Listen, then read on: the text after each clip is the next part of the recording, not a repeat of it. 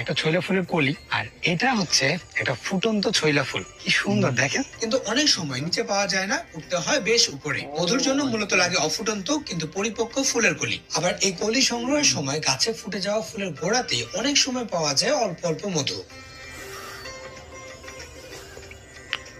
ভাই সেই মিষ্টি। ফুল সংগ্রহ করে আনা শেষে এবার একে বসানোর পালা। নরম কাদা নদীর পাড় থেকে তুলে এনে তা বিশেষ কায়দায় বড় থালায় বসানো হয়। এরপর ফুলের কলিগুলোর গোড়ার নিচের অংশ কেটে দেওয়া হয় এবং কলির মাথার অংশ একটু ফাটিয়ে দেওয়া হয়। ফুলের মাথাগুলো এভাবে ফাটিয়ে দেওয়া হয় যেন ফুলগুলো খুব সহজেই ফুটতে পারে। অনেকে আবার সেই সাথে ভেঙে দিয়ে থাকেন কলির বৃতির অংশ। 6টি করে বৃতি থাকে এক একটি ফুলে। কাটা কলিগুলোকে এবার একে একে বসানো হয় থালার কাদায়। কলি বসানো শেষে একে আরেকটা থালা দিয়ে ঢেকে দেওয়া হয় এবং সাইডের ফাঁকা অংশ কাদা দিয়ে লাগিয়ে দেওয়া হয় যেন বাতাস ঢুকতে বা বের হতে না পারে। পুরো প্রসেস শেষে একে রেখে দেওয়া হয় এক রাত। সকালে ঘুম থেকে উঠেই এদিকের বাচ্চারা স্কুলে যাবার আগেই এই ফুলের থালা খুলে যে কয়টা ফুল